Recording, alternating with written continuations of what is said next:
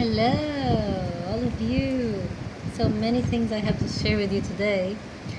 One thing is that Venus just moved into Scorpio. So remember, if you saw my last video where I said something like Venus is doing her last dance in Libra before moving into the depths of Scorpio, that is happening now. But let's break it down a little bit so that you understand why should you watch this video. So Venus talks about our relationships, okay? All our relationships.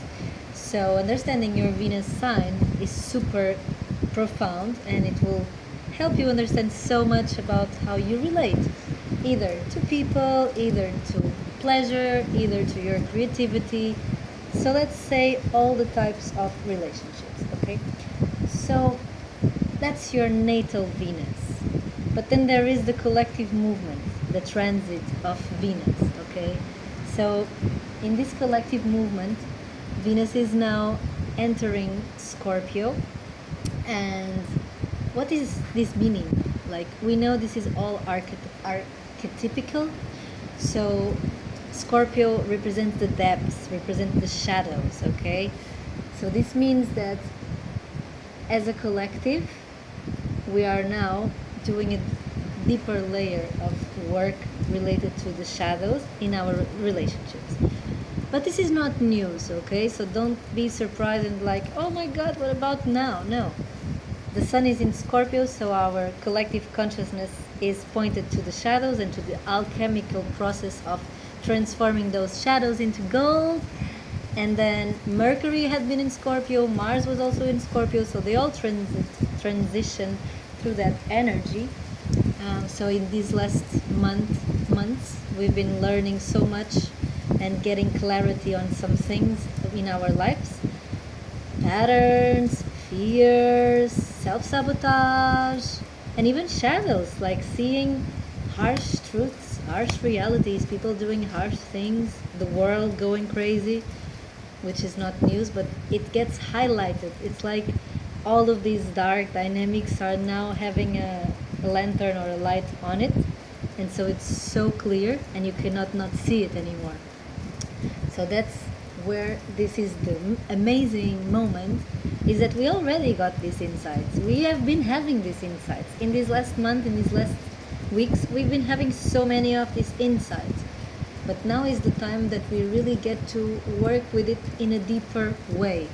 Okay, so if in this last full moon we got clarity on relationship dynamics and on our fears, on our tendencies, now we get the chance to fully work on that, okay? And to fully work on that sometimes means going deeper into that shadow or into that dark space or whatever it is, or into that fear and feeling it. So in Libra, when Venus was in Libra, it was still a lot mental, even though like all the other energies, when Mars was in Scorpio or Mercury was in Scorpio, the feeling was like adjacent, the feeling was there. Still, we were relating from a mental place or from an idea level, okay? Even in our relationships, always with ourselves, but it was just concepts. Now it's not concepts anymore, okay? Now we are going into the depth. So we are going into the feeling of it, to the experience of it. Of course, that deeper experience level comes with Sagittarius, but now we are going on a deep cleanse, on a deep purification, on a deep detox.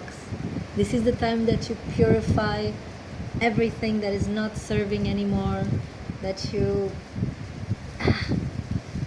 purge.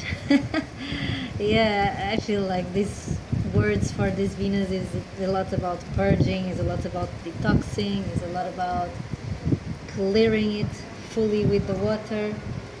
Now, what is important, and this is where you should not miss the point, okay? And this is what I'm here to translate. So nothing that I've been saying is for you to like go scared and like, oh my god, I'm fucked up, what am I gonna do with my life, like this is terrible. No, that's not the point, okay?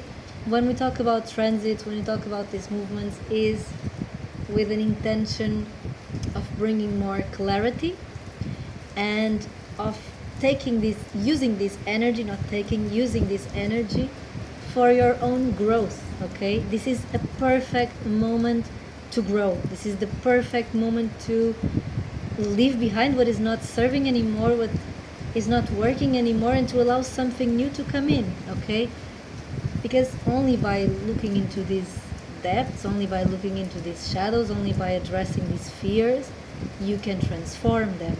Otherwise, no transformation comes. That's why Scorpio is the archetype, is the representation of Scorpio, is a phoenix as well.